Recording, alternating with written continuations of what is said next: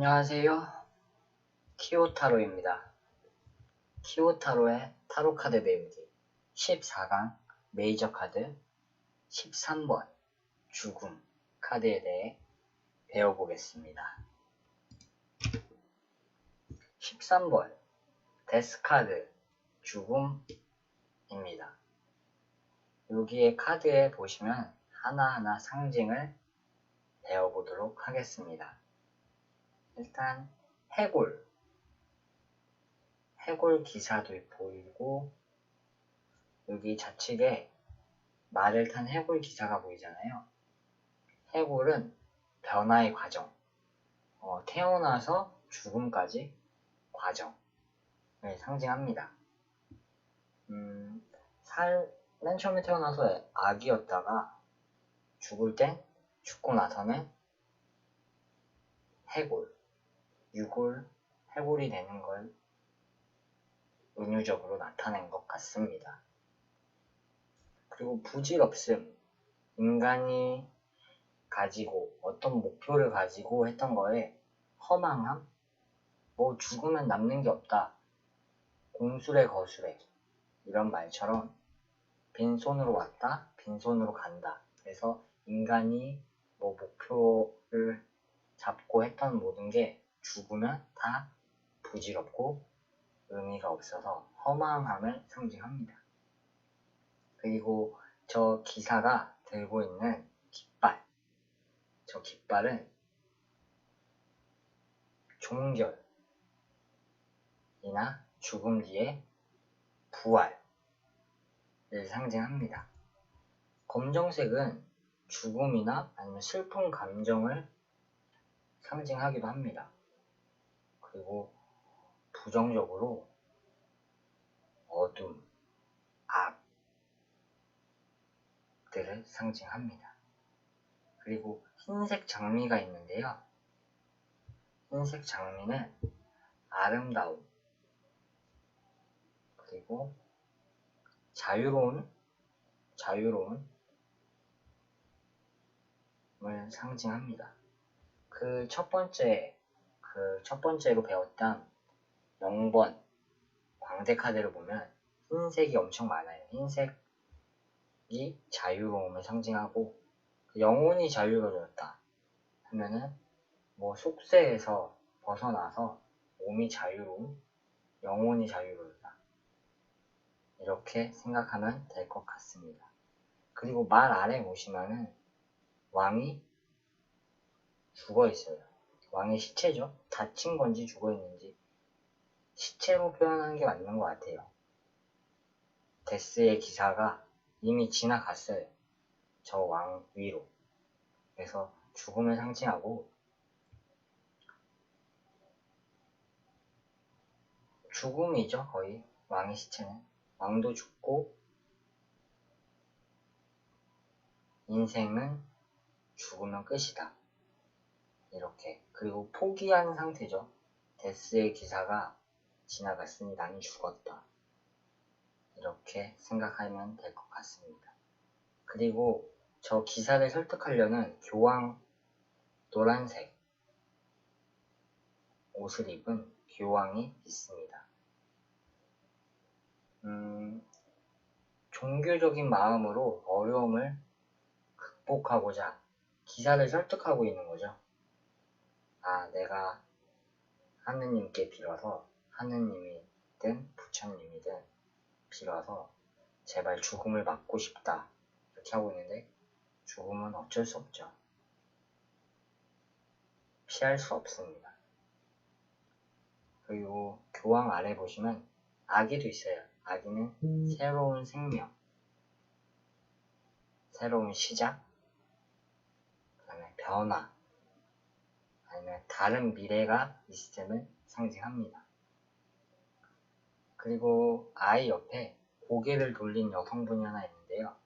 이거는 죽음 앞에 부정하고 있는 거죠. 나는 죽기 싫어, 이렇게 죽음을 부정하고, 저게 꼭 죽음이 아니어도 어려움으로 다가와도 어려움을 회피한다는 의미가 있습니다. 그리고 바닥에서 왕이 죽어서 왕의 물건들이 바닥에 떨어져 있거든요. 그거는 죽음 앞에서 어떤 권력이나 명예나 돈이나 아무 소용없음을 의미합니다. 그리고 뒤쪽에 보시면 강물이 보여요. 시간은 영속성, 영원히 지속되고 물은 또 생명의 원천이에요.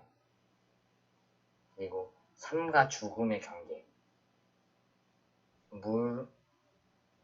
물을 기준으로 지상, 지하를 많이 나누잖아요. 땅과 물 기준으로. 이거에서 삶과 죽음의 경계를 상징하기도 합니다. 그 다음에 물 위에 보시면 배가 하나 있습니다. 이거는 요단강, 죽음의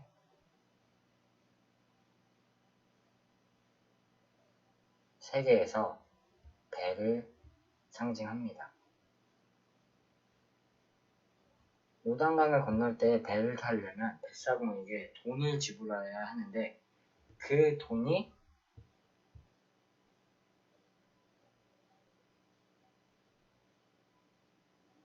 그 옛날에 장례식이나 그런 걸 할 때 염을 할 때 돌아가신 분을 잘 보내드리라고 따로 수의 입으실 때 그때 어느 정도 염하시는 분들이 금액을 지불하기도 하는데 그런 의미로 보면 될 것 같습니다. 그리고 저 말 머리 쪽에 보시면 해가 떠오릅니다. 이거는 다시 기회가 있다. 새롭게 시작한다. 다시 태어난다. 해는 다시 올라와서 뭔가 새롭게 시작한 아니면 부활을 상징합니다. 그리고 기사가 타고 있는 백마는 흰색은 순수, 자유로움을 상징한다고 했죠. 흰색 말에 곱비는 검은색이에요. 이거는 순수함, 자유로움을 상징하는데 죽음을 상징하는 검정색으로 묶여놓았던 것은 그거를 억압하고 있는 거죠. 죽음은 순수함이랑 자유로움에서 자유로울 수 없다. 이렇게 의미하면 되겠습니다.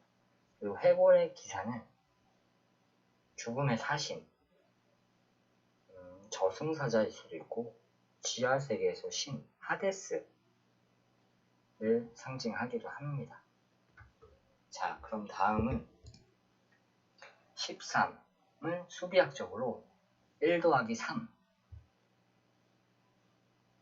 상징합니다. 1 더하기 3은 4를 나타내며 4는 질서와 안정, 황제 카드랑 키워드가 같아요. 수비학적으로 안정과 질서를 상징합니다. 황제는 무소불위의 권력으로 죽음까지 또 좌지우지할 수 있는 권력을 가지고 있었는데 본인이 죽는 거에서는 대응을 못했죠.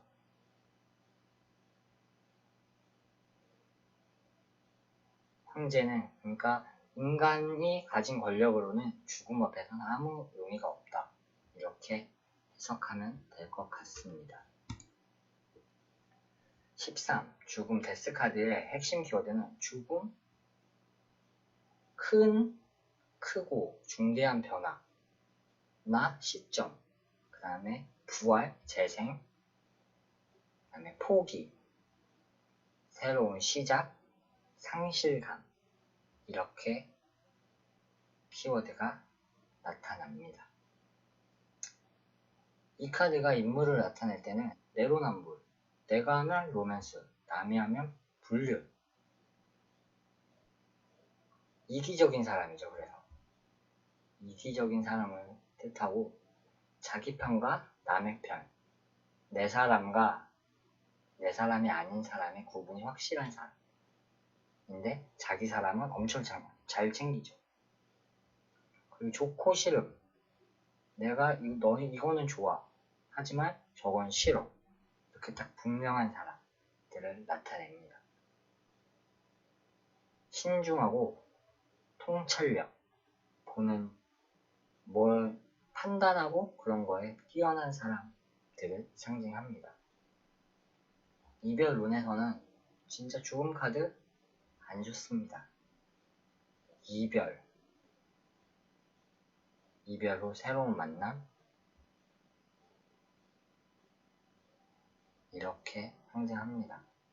만약에 연애 도중이면은 이별, 끝을 상징하고, 만약에 재회 쪽에서 이 카드가 나왔다.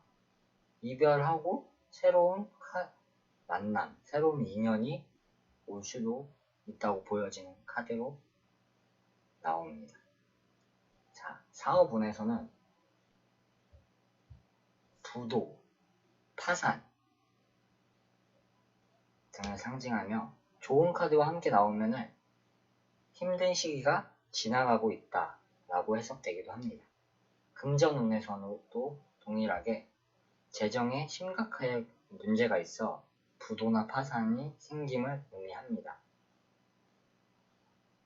사업운과 같이 좋은 카드가 함께 나온다면 지금은 재정적으로 힘들지만 이 또한 지나간다.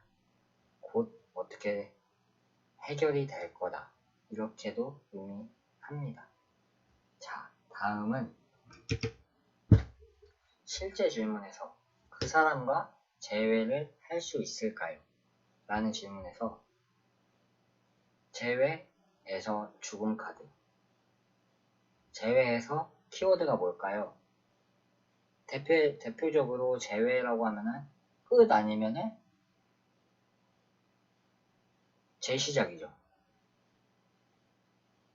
여기서는 다른 앞에 카드나 뒷카드를 같이 보셔야 됩니다. 근데 만약에 이 카드, 딱 원카드로 딱 이 카드가 나왔다 했을 때 타로는 무조건적은 아니지만 그래도 내3자에게 안정과